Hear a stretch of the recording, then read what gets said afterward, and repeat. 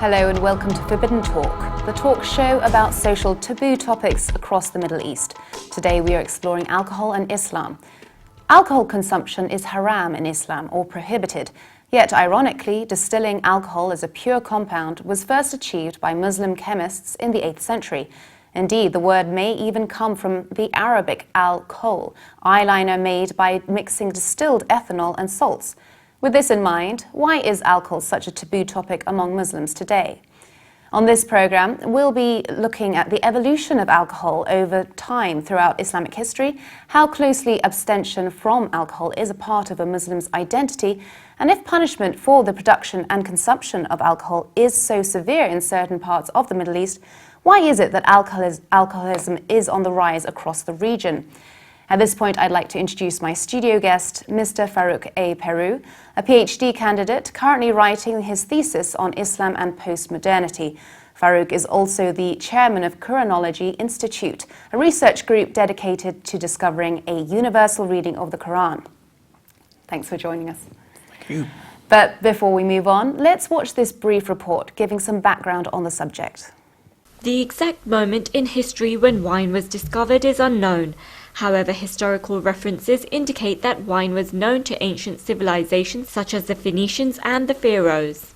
It is widely believed that wine drinking had started by about 4000 BC and possibly as early as 6000 BC. Though wine has been symbolic in Judaism and Christianity, all Abrahamic religions have discouraged excess drinking. In the book of Proverbs, Christians were told to avoid intoxication, as did the book of Leviticus. In pre-Islamic Arabia, alcohol use was widespread. Contrary to popular belief, intoxicants were gradually forbidden in Islam through several separate verses of the Quran revealed at different times over a period of 23 years. The gradual prohibition was done as to slowly release people from the habit, rather than abruptly making them all stop. The banning of alcohol came in 3 verses in the following order. The first verse revealed that the harm of drinking alcohol was greater than its benefit. The second verse revealed to not pray while intoxicated, and after a period of years alcohol was fully prohibited. While the Middle East remains predominantly Muslim, the drinking culture is still prevalent, especially among the elite. Farouk, starting with the question addressed in my introduction, why is alcohol such a taboo topic among Muslims?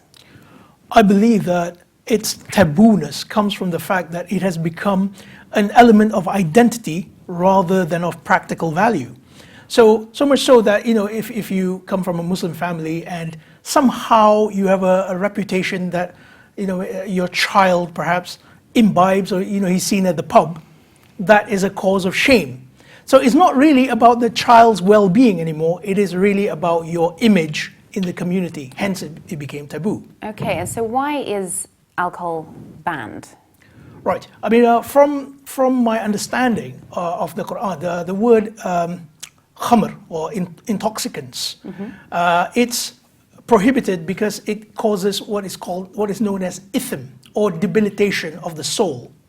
So the soul, which is to be developed and evolved in the Quranic worldview, it faces difficulties when it is used to alcohol consumption.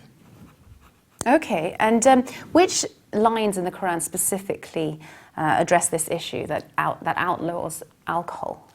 It's chapter 2, verse 219, and I would go also with chapter 5, verses 90 to 91. I believe chapter 4, verse 43 was quoted as well there, but I must point out that there's a difference in wording in the Arabic text, so I mean I wouldn't go with that in my personal analysis.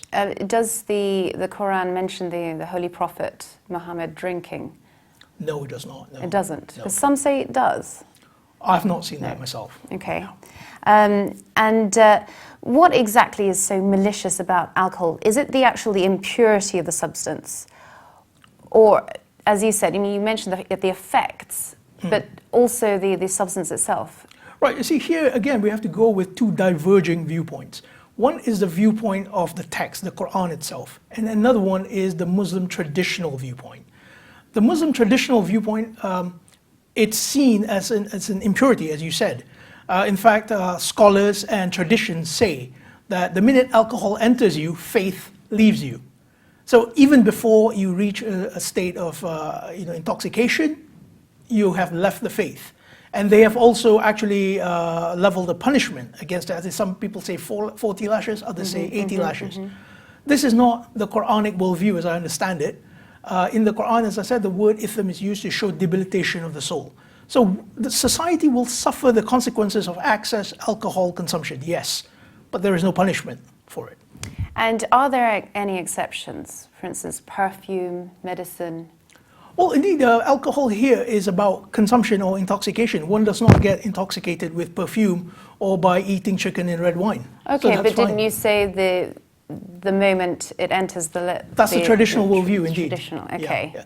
In fact, in traditional Islam, it's still, you will still see perfumes being sold in Islamic shops saying no alcohol, alcohol-free, even though that alcohol will not intoxicate you.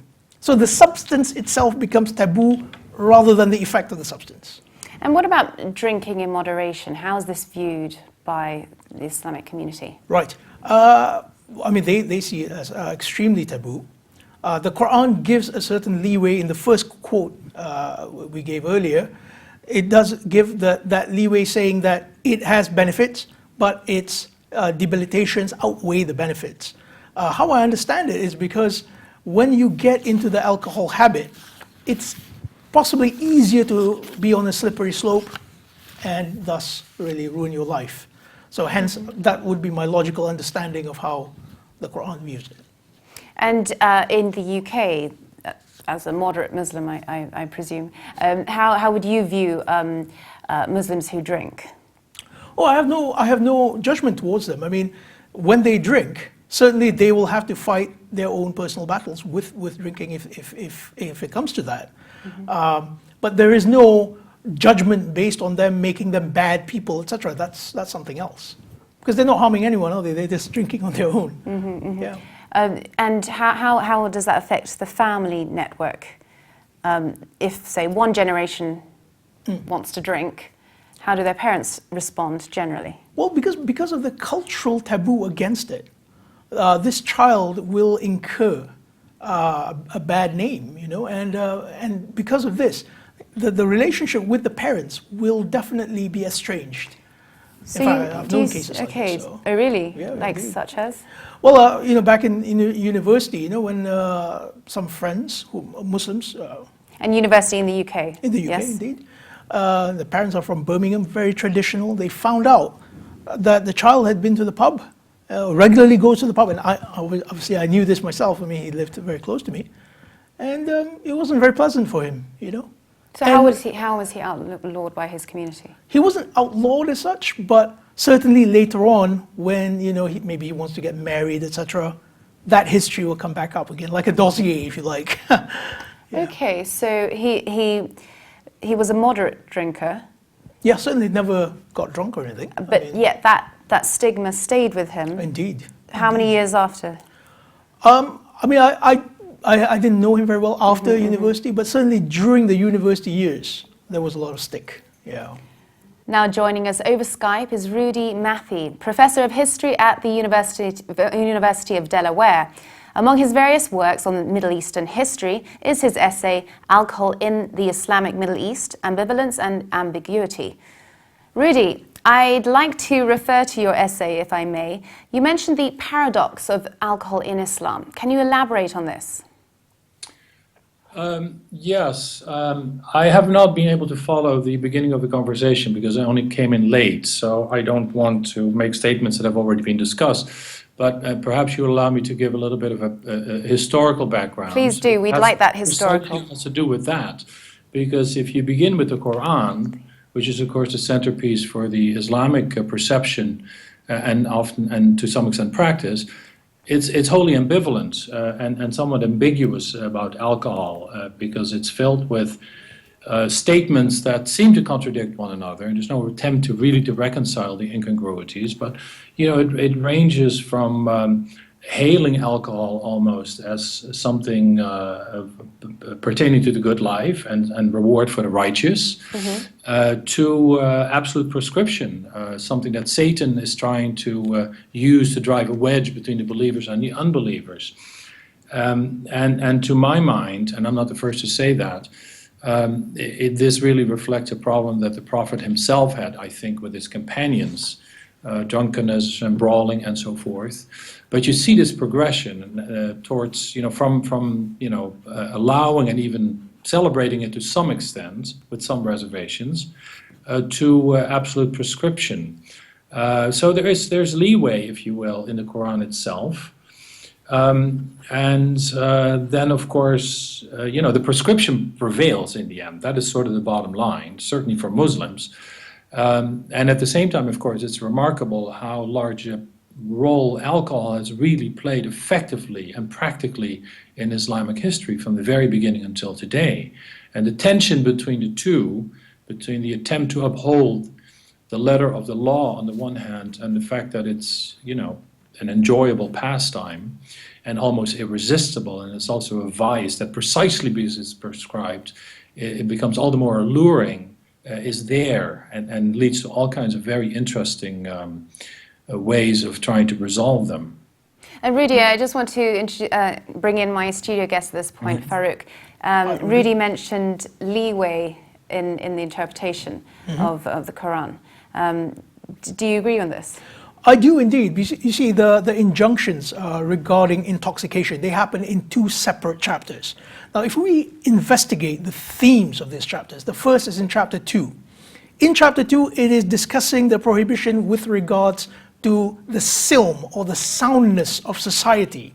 So when people imbibe, they will compromise the soundness of society, and I do feel that we can see this in British society today. Okay. But in chapter 5, we go to the ideal state. And in the ideal state, the community steers clear away from this. And when they steer clear away from this, they avoid that debilitation which I mentioned before. But of course it's an ideal. It's an ideal state, indeed. Well, if I may interject here, I think that's totally true. And what Islam ultimately does, if you look at the entire package, is rather than simply disavowing it, it sort of etherealizes alcohol. It links it to a paradisical state, an ideal state, which cannot be attained in this world. So it sort of removes it from the practicality of life. And it, again, etherealizes it is a term that I use in one of my articles. Right. Rudy, why has alcohol played an important role in the male elite, especially in the Islamic circles in the Middle East? Well, for a variety of reasons, beginning with the fact that every society has its own drugs and illicit drugs and prescribed drugs, and they become all the more alluring and tempting precisely because they're prescribed. It's the forbidden fruit element. That's one, and that's very generic. And again, the Middle East doesn't, it's not exceptional. It's just that wine or alcohol tends to be the hotly debated one and the crucial one, precisely because it is not allowed. And the second one, of course, you have to look at circumstances and context. The Middle East is a convergence of a number of pre-existing cultures. One of them is the Mediterranean Greek symposium culture, where wine is totally integrated into not just daily life, but the idea of the good life, as a lubricant of conversation and sociability and so forth. Wine originated in the Middle East, in, say, Iran, anywhere between the Zagros Mountains to what is today Georgia, the Caucasus. So it has a very old, indeed the oldest tradition. And that tradition, of course, endured and continued over time. And then there is the quote-unquote nomadic tradition, the warriors coming from Central Asia who considered alcohol quite aside from religious injunctions as the privilege of the big man, the chieftain, who had not just a right to drink, but had to prove his manliness by drinking to excess and holding his liquor, so to speak, in banquet style. It's the so-called Razm-u-Bazm tradition in Iranian history, meaning hard fighting and hard drinking. And the drinking took place before and after the fighting, sometimes with disastrous consequences. And that tradition too is pursued throughout time, really until the onset of modern times, really until sort of the warrior culture, the steppe culture of Central Asia diminished and ultimately disappeared in the 18th and the 19th century. So alcohol being very much synonymous with masculinity? Oh, absolutely, absolutely. And women barely play a role traditionally in the consumption of alcohol. It's also very class-based and related, of course, if you look at it generically, because it's typically the upper classes, the ruling classes who drink, and they do so from a sort of a sense of entitlement. You know, there's a distinction in Islamic practice between what people call the khas, meaning the elite, those who are beyond sort of the strictures of humdrum religion and have certain privileges that are not, to which the lower classes are not allowed and privy. And then you have the lower classes, and they go to sort of the dingy watering holes. It's the sort of the marginal, the seamy side of society. And it's typically the middling classes who've traditionally not engaged in alcohol consumption, I see. where sort of traditional piety has prevailed typically. And what about the Persian poets such as Abu Nuwas in the 8th century and Hafez in the 14th century? They praise wine in their writings, like you said, this ethereal substance. So it's a culture that obviously revered drink. At what point does this begin to shift, and why? Well, first of all, you know, the Sufi tradition, if you will, is of course part and parcel of the Islamic tradition, practically speaking, but it is also the aberrant and the confrontational tradition. It's this notion of, you know, for Sufis, for mystics, wine first of all becomes a metaphor for their ardent devotion to God. You know, it really becomes a symbol with all of its beautiful metaphoric elements, you know, the ruby red wine refracted in the glass through the sunlight, things of that nature. The sheer drunkenness, the passionate drunkenness, the, you know, rising above daily life and reaching the divine through wine as a means, you know, literally intoxication. All that is highly validated by Sufis. There's also, of course, an element of, you know, standing up, opposing the hypocrisy of the clergy and sort of the ordinariness of regular people, for whom all of this is, of course, prescribed. But the Sufi is in his own league. He's a brotherhood of the initiated. And then mostly, and when it comes to the Persian poetic tradition, Hafiz being the most important representative of that, there is definitely this element of flouting the banal literalist interpretation of Islam. You cannot drink, so I will drink, not just going to, I won't just drink, but I will go to the mosque and I will, you know, throw my wine on the prayer carpet, the ultimate blasphemy, if you will, in order to show that Hafiz is way beyond, you know, a sort of a simple-minded interpretation of Islam. And it's an extremely rich tradition. And people have argued that, well, this is all metaphorical, and Sufis use this in their poetry as tropes and so forth. But I'm convinced that Sufis also, in practice, drank a lot, because there is that element as well. I think there are indications there that you even find in Islamic miniature, you know, undulating waves and rock formations that are sort of shimmering in the background, indicating a certain type of trance.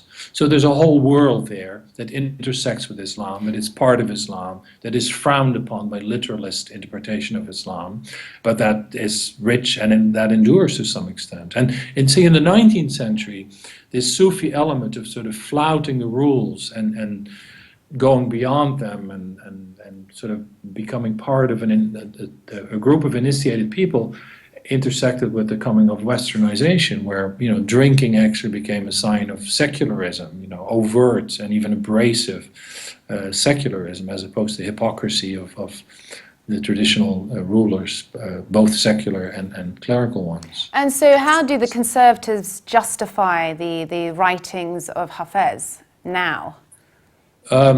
Well, you know, I mean, to make a generic statement, fundamentalism is, of course, to use that term, inherently at war with the sort of the playful and the extremely expressive and poetic tradition of Sufism, because it considers it blasphemy and heretical and so forth. So there is tension there, but certainly in Iran, which is actually a fantastic example in some ways, because it's on the one hand a rather dour semi-theocracy, and at the same time the clerics have been utterly unable to suppress the richness of Iranian culture, all the way from celebrating Nowruz, you know, Iranian New Year, which is of course the pagan tradition, to prescribing alcohol. They've just driven it indoors. and they have to sort of acknowledge it, or at least they have to live with it. They actually profit from it because there's a huge smuggling network going on across the mountains of Iraq, from which the Iranian Revolutionary Guards profit mightily. So there too, it's filled with ambiguity and contradiction. Okay, Rudy, well, we have to leave you now. It's been very interesting, but thanks so much for sharing your expertise with us. Thank you. Again, thanks for inviting me. No problem. Farouk, growing up as a Muslim in Britain, how were you educated about alcohol?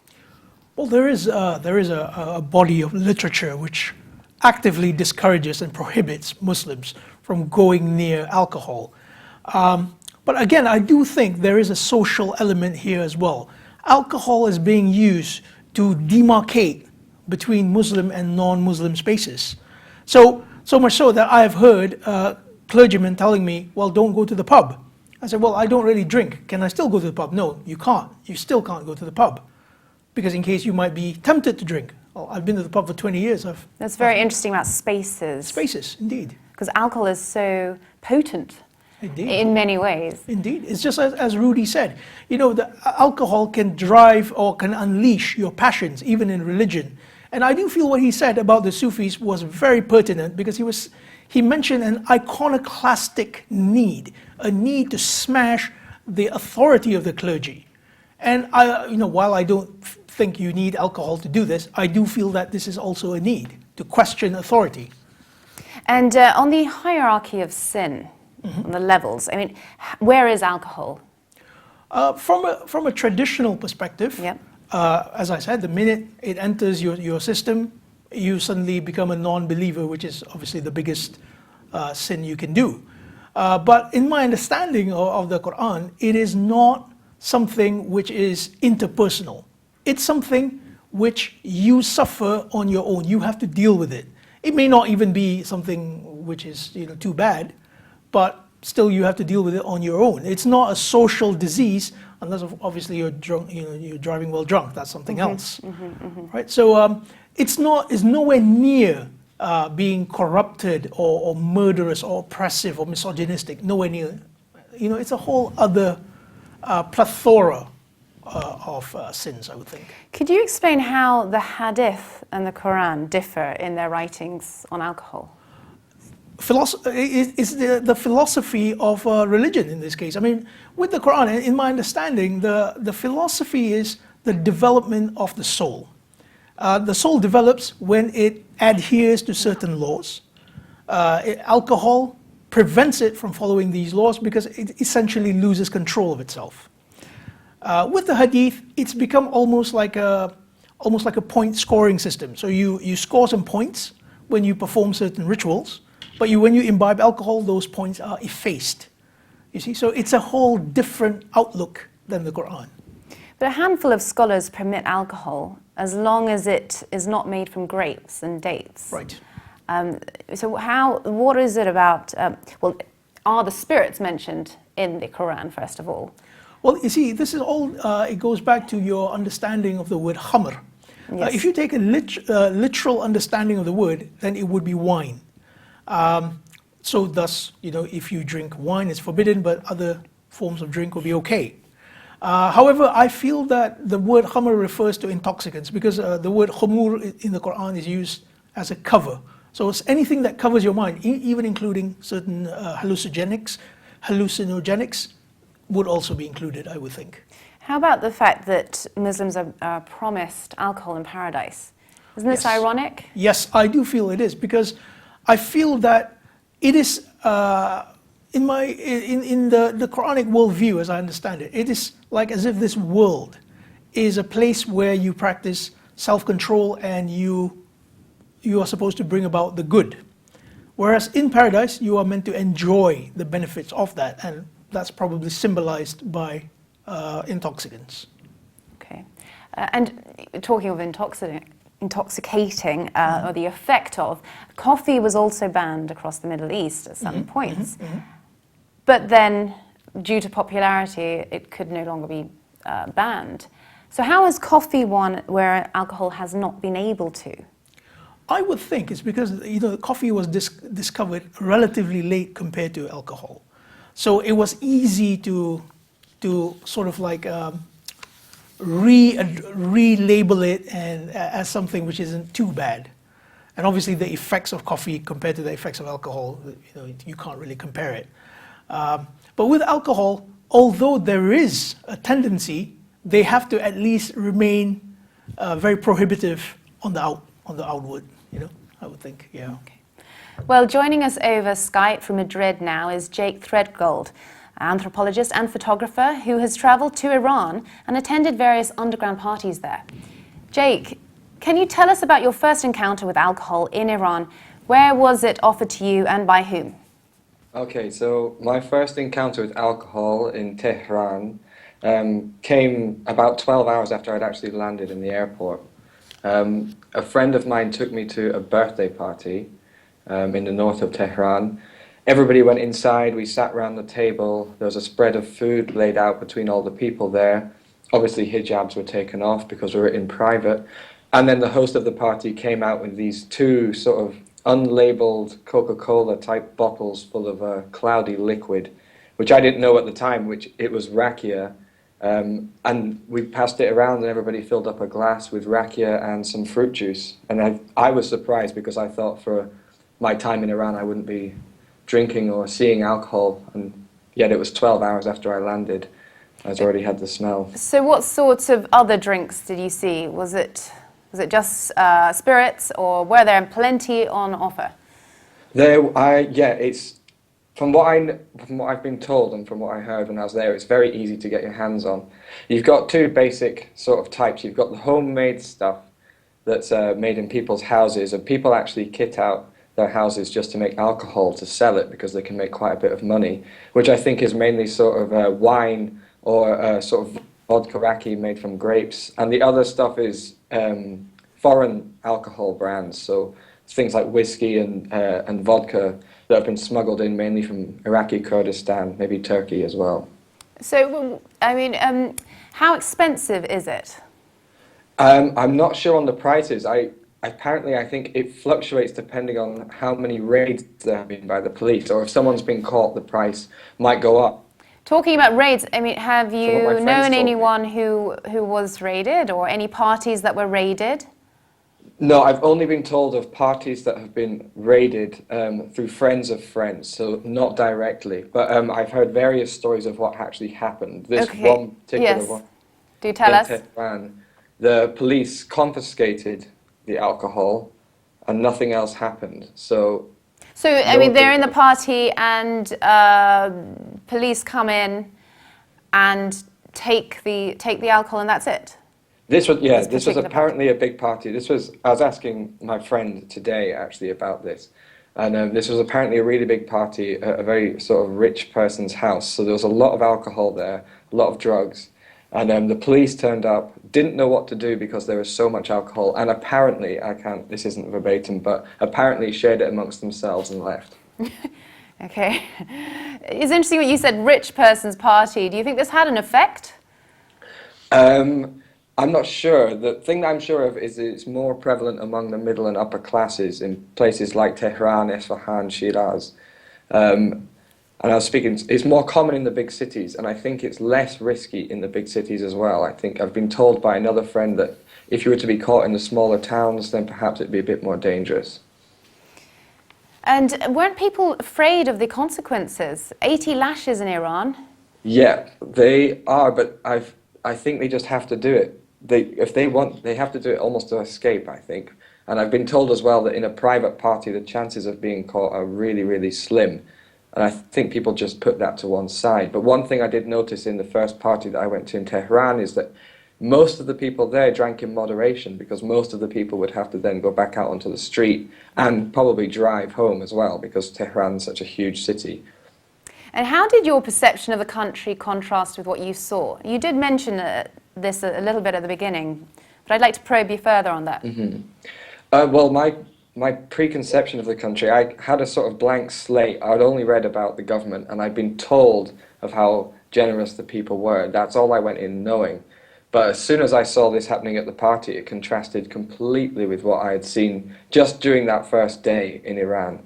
But I'd been offered alcohol all the way along, from places like Kashan all the way across to the west in Khorramabad. People offered me whiskey, vodka, and I sort of refrained from doing it because I wasn't quite sure on how safe it would be for me to do it, or if it would be a bit risky. But it definitely changed my perception of the country. Well, thanks, Jake, for sharing your experiences today. It's been very interesting. Thank you very much. Thank you. Farouk, do those stories surprise you?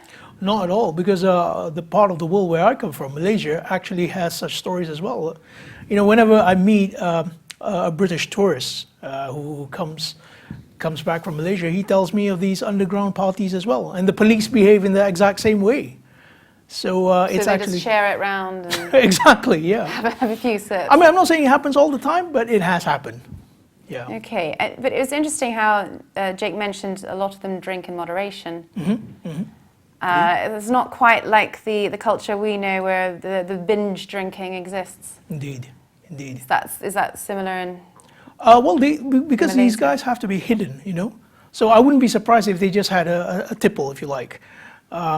You know, the chances of being caught, again, by the community is more damaging than by the actual police, I would think. But sometimes if you think something is banned, one might go to the extreme and binge drink. Indeed, or just, indeed. So This is a how they've psychology, yeah? regulated that. The forbidden fruit mentality. I mean, I'm not surprised. And how much do you think abstention is a question of identity for Muslims? I think you mentioned the word identity beforehand. And how important is that? I do feel that identity is the main reason behind it.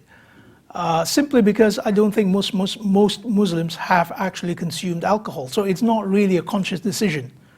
It's the same with consuming pork, really. I mean, you don't really know what it tastes like and you make a conscious decision to abstain. You've always abstained. So really it is identity rather than practice. And we mentioned status earlier, but I'd like to know your opinion on this. How much is alcohol related to someone's status? You've got the wineries in Lebanon, they can be very proud of their wineries. And in the Gulf, well-off people do serve alcohol to impress their guests. So how much of it is a class thing? I think that would be a very interesting question, because here, considering the first generation of immigrants, their classes were not quite so high, yet they did, and they did not participate in such practices. So that's no coincidence. You see, had they been from a higher class, maybe their social habits would have been different. Are punishments for alcohol consumption stated in the Quran? Not at all, no. Okay, so that's just after. It is indeed. It is, I believe it's a tradition of the Prophet, but because the Quran is silent on it, I cannot accept it as valid. Okay, so if a Muslim in the UK does start drinking, how can they repent? Well, I feel that he should take a very practical outlook to the whole thing. I mean, let's say he begins drinking and it takes over his life, so he needs to take conscious steps to reform himself, just like any other person whose life has been overtaken by alcohol. It is of a practical value rather than something which is sinful as such. And we've spoken about the consumption of alcohol, but what about the production? If one were to produce alcohol, is that viewed in the same way? I don't feel it is. It should be viewed in the same way, but traditionally it is. Production is just the same as consumption traditionally. I don't feel it's quite the same thing, although ideally I would think a Muslim should not participate in that. Okay, so is there something about making a profit out of alcohol? Can you just explain why you think that? Well, because you see, the fabric of society is at risk through alcohol consumption. So when we produce it, we are actually accelerating that risk. And I think there are other avenues of making a profit, and society would be better off with this. But I should say that this should not come out of compulsion. There should not be religious authorities walking around saying, we'll punish you. It should be through education. I mean, I think the British are handling this very well, talking about points, when you drink, you have certain points, and when it goes over, your liver gets damaged. I believe that's brilliant. Okay. What is the reward for sobriety in Islam? I don't see there to be any particular reward, but I would say from a social point of view, I believe a sober society is definitely more effective, is definitely more mobile than the one which is So nothing in the religion that states there will be a reward? A or particular reward, no. No, but obviously when you drink, traditionally speaking, you have lost faith during that point. Perhaps closer to God without alcohol. Indeed. Because you can converse. Indeed. So from a consciousness point of view, yes, but not from a point scoring point of view, if you like, yeah. Now moving on to the next section, where we will take a look at the rise of alcoholism across the Middle East. Farouk, do you think that not drinking has become a part of the backlash to decadence in the West, where alcohol is associated with loose living? Certainly could be, yes. The Muslim identity at present is certainly formed by being different than the West. The reason for this is there is a so-called clash of civilization. I wouldn't use the word clash, but certainly there is an engagement between the two civilizations. It's certainly deeper than the simple black and white engagement. There are shades of gray in between. Obviously, the Muslim identity also has more liberal identities. The Western identity also has more conservative identities. Christian fundamentalists in the West have denounced drinking. So, they probably understand that, excess drinking can lead to social ills. It's amazing how one drink, a substance, can cause so much debate. Indeed. And conflict. I mean, how come there are varying perceptions of alcohol across the Middle East? Well, Lebanon and Egypt and Turkey seem very, very open-minded. But you've got Saudi Arabia, Oman, less so, Iran. How come? Well, you see, here we have to understand the formation of Islam. Islam did not come in a vacuum, chock-a-block in that way. Islam was almost like a creeping presence across the Muslim world, wherever Islamic identities and local practices clash, there always had to be some kind of compromise. So, I suspect that those cultures actually did have a rather embedded practice of alcohol consumption. So somehow or other, while they had to accept Islam as a confession, they did not fully accept that particular injunction of alcohol.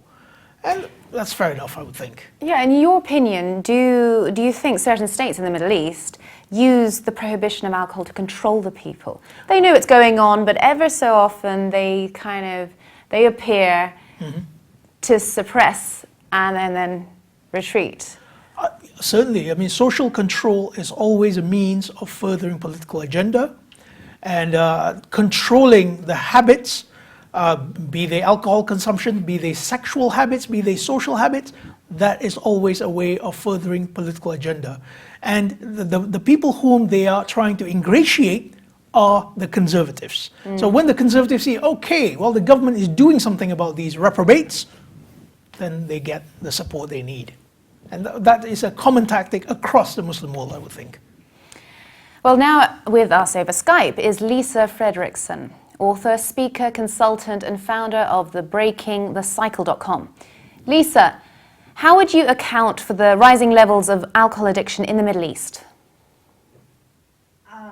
Hi, not specific to the Middle East per se, but I can certainly speak to how alcoholism develops. It is a developmental disease. It's a chronic, often relapsing brain disease. And the key contributing risk factors to the development of the disease include genetics, social environment, mental illness, early use, and childhood trauma. And can we, sorry to interrupt, but can we classify an alcoholic in terms of background, upbringing, gender? Well, it's not that we can classify them in terms of background, but we can certainly look at key risk factors, and those risk factors apply across the world. So it's not specific to any one group.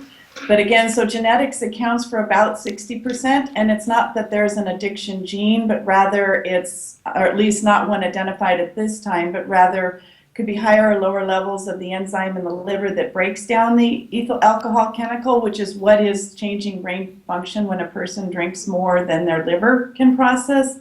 Or there might be higher or lower levels of dopamine, which is that pathway is very involved in the pleasure reward result of drinking. So genetics is a big piece. Childhood trauma, verbal, physical, emotional abuse, neglect, the trauma of what goes on if they're displaced, or the discourse and the parents' stress. So that's a big, big one. And then social environment. If heavy alcohol use is seen as normal, that's typically how someone might drink themselves, and that might not work in their brain the way it might work for someone else. Early use, drinking now they understand really is impactful on the brain during key developmental processes that occur from 12 to 22 for girls on average, and 24 for men on average, or guys, because of the way the brain's going through some key developmental processes. So it's all of that that goes into why one person will cross the line from alcohol misuse, which includes binge drinking, heavy social drinking, alcohol abuse, and then alcoholism.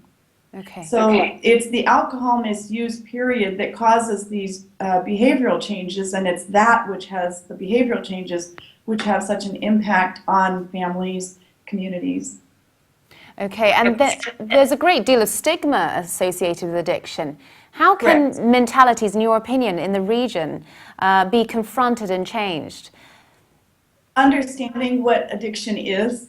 It is a brain disease. It is not a moral weakness. It is not a lack of willpower. It is a developmental disease. Therefore, treating what went into one person developing the disease, such as childhood trauma, for example, or a mental illness.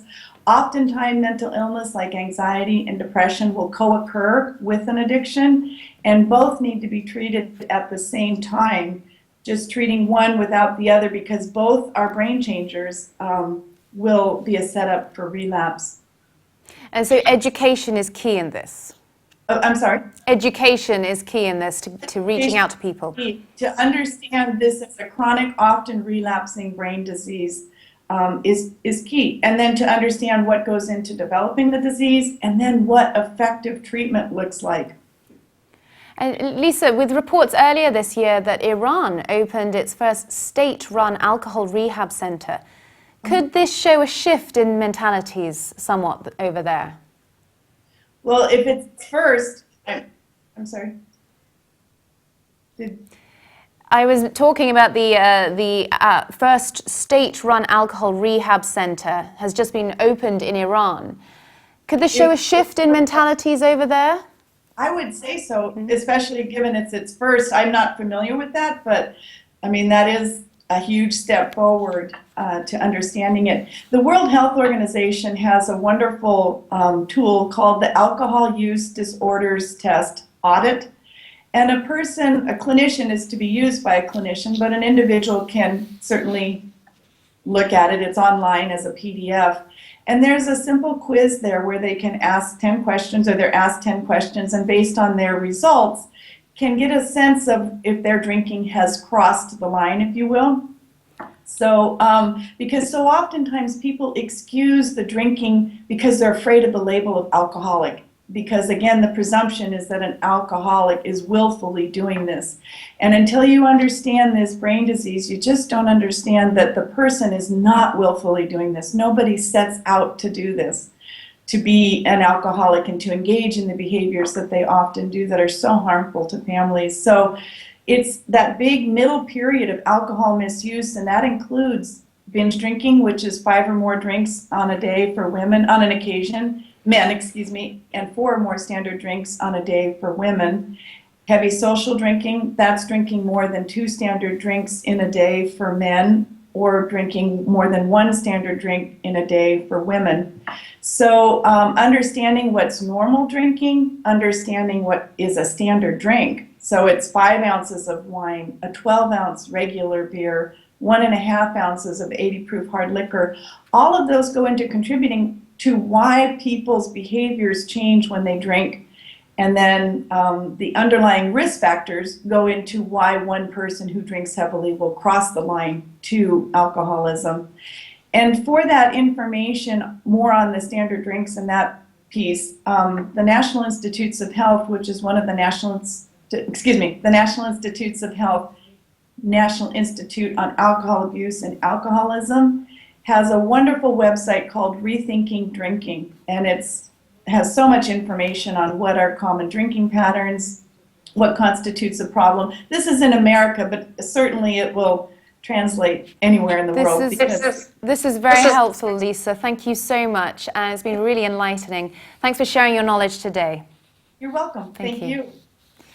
Farouk, it was reported that Oman nearly voted to ban alcohol. However, this would affect the tourism. Do you think many of the Middle Eastern sort of Muslim countries do struggle with this? Tourism versus the regulations, I suppose, well, religion. Indeed. I mean, this is a problem because the hardliners, they feel that, again, it goes back to the identity, that Muslim identity would be compromised if alcohol is openly sold. And this is a debate which has been going on with Malaysian Airlines for decades now. They've been asking, is it okay for them to serve alcohol during flights? You see? So the thing to note is that when they say it's not okay, it becomes okay anyway, except it becomes underground. So we've seen the cases now in Iran, haven't we? So. Yeah, absolutely. And what about cosmopolitan city life versus rural life? We mentioned it a bit, but do you think city life fuels alcohol consumption? It certainly makes it more available, simply because the traditional Muslims intermingle with other folks, and they take on certain social habits, and it becomes less taboo, I suppose. Whereas in rural parts of the Muslim world, it is taboo, but they do find their ways into it somehow. They're illegal substances. And when I say illegal, these substances could be potentially damaging. You could even go blind or die by consuming these illegal alcohol substances. Yeah. There were reports a couple of years back at the London Met University that they wanted to ban alcohol in certain parts of the university to appease certain religious groups. Yet there was a backlash from the young Muslims there as well, saying, please don't ban alcohol because we will be blamed. We'll divide the community, it will divide the community, maybe they'll be exploited by far right, or the fact that it's banned will be exploited by the far right political groups. What do you think of this? Well, you see, I think they were on the right track there. While I feel that, as a Muslim, I believe in the Quran and its teachings, and I do feel that it tells me to steer clear away from alcohol. Having said that, it is no business of mine to police anyone, not even a Muslim, with regards to his or her habits. So the minute you ban alcohol, it's different from actually telling people, look, this is not good for you. You could cause damage to self and society if you do this. You have two opposing effects. So I do believe that they were on the right track there in that case, I think. So do you think it's important to address the dangers and for the individual himself to decide? Indeed. And give him a choice? Indeed. Free will is paramount in my understanding of the Quran. You are given free will by God. You decide what course of action you take. Okay. Well, now joining us is Cynthia L Arkin, Professor in the Department of Psychiatry and Behavioral Neurosciences at Wayne State University. Her research expertise is on alcohol and drug abuse. Cynthia, how much is alcohol seen as a cultural taboo versus a religious one among the Muslim community? That's an interesting question. In the studies I've done, it was the people who had the personal religious beliefs who did not drink. However, they also lived in environments, they lived in their families, neighborhoods, high schools, with other Muslims, and they were concerned about being seen as someone who drank. So I think it has both religious and cultural aspects to it. And how were Muslim college students able to cope with the pressure of being in an environment where alcohol is everywhere, really? Do they feel pressurized to conform and join in? Some of them reported being pressured. Now, the ones who were abstaining were less likely to have friends who drank. So you can have groups where there's no friends who do drink. Okay, but they did mention that they wanted to do fun things. So, for example, hookah was very important to them. But interacting with, say, non-Muslims, did issues arise in that case? No. As far as going out and partying or going to a hookah lounge, they might stay with other Muslims. But as far as day-to-day interactions, there were no problems. As alcohol is such a social cohesive and part of youth culture in the US, what effect does the avoidance of alcohol among Muslim students have on social groups? Does it lead to segregation at all? I think anytime you have something that distinguishes groups, you do. Now, in the U.S., we also have many Christian groups where they're against alcohol. And so they also don't go to parties where there's a lot of alcohol being served. I mean, Farouk, did you experience this? Have you seen this happen in the university? I have indeed. During my bachelor, when I was doing my Bachelor of Science, indeed, I saw that, yeah. Segregation? Yes, indeed. Okay. But I would say that the segregation was not purposeful. It was incidental to the social practices which each group adopted. I don't think it has to be the case. I mean, why can't you go to a party and not drink, or drink a soft drink, for example? It doesn't have to be the case that, just because you don't imbibe, you are excluded from a space. I don't think it should work like that. You don't think? I would just like to add that the older students did do that. It was the younger students who had more difficulty doing that. Okay, doing... Having involved. A non-alcoholic drink. Because they didn't fit in, or they were tempted by it?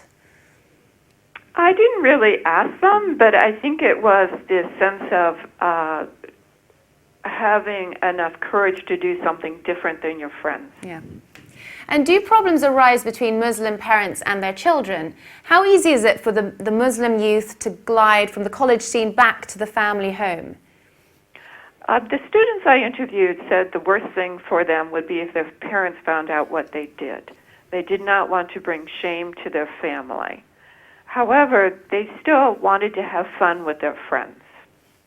Okay. Well, Cynthia... And this was also true for other groups, too. So it was not just the Muslim students. Yeah.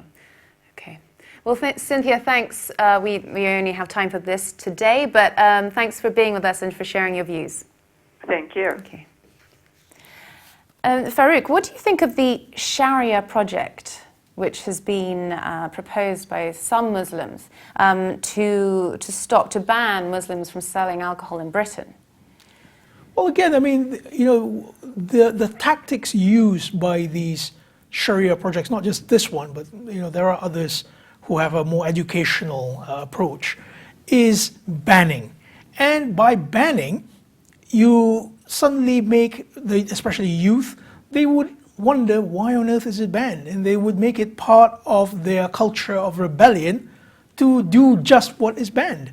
And, I think the Muslims don't quite understand that they exist within a particular social fabric. Let's say you have a corner shop and you don't sell alcohol, you would be at a complete disadvantage with your competitors, not to say with the big supermarkets. So at this point in time, maybe it's not practical not to sell alcohol because someone else will just do it across the road, And certain plush hotels in London have recently banned alcohol in accordance with the Sharia law. Do you see this trend catching on? I do feel that they have placed themselves at a disadvantage in terms of competition, so I don't feel it would catch on. But certainly it reflects the kind of philosophy they have. that philosophy, I think, is very counterproductive to actually meeting their end goal, ironically speaking. Now, the FIFA World Cup 2022 is in Qatar, and as alcohol is such an integral part of football culture, do you think on a cultural level problems might arise? Maybe Westerners go there and they get out of control, or Qatar having to reassess their regulations? They might have to do it if they had pressure from the conservatives, but I think the FIFA World Cup is far too big a commercial project to levy such a radical solution, I think. Now you mentioned you're fairly open-minded about people's choice to drink. Indeed. Could you see Muslims becoming more tolerant of drinking at all? Maybe from the conservative point of view, or is that a bit of a ridiculous thing to say? It goes back to what Rudy was saying earlier about these figures in Islamic history who enshrine drinking as a means of spiritual liberation. Now we have to assess the cultural vicissitudes of that time. Now, why on earth was that enshrined as Islamic civilization? And I think the reason is Islam at that time was at a civilizational peak.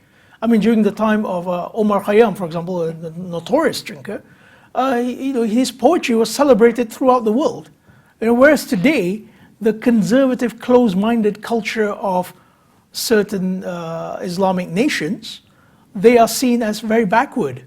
So they have to hold on to these petty prohibitions in order to make themselves matter, I think. And once they have achieved a certain civilizational level, these things will become irrelevant. Okay, well, thank you. As we come to the end of our program, should we really be surprised that some Muslims occasionally drink in the confines of private spaces, that underground parties do occur among the youth, and there is an existent black market trading alcohol in the Middle East? Perhaps not. However, maybe our focus should be on two key areas. Firstly, addressing the stigma of alcoholism in the Middle East, reaching out to those who are battling with addiction problems but are too scared to seek help out of shame.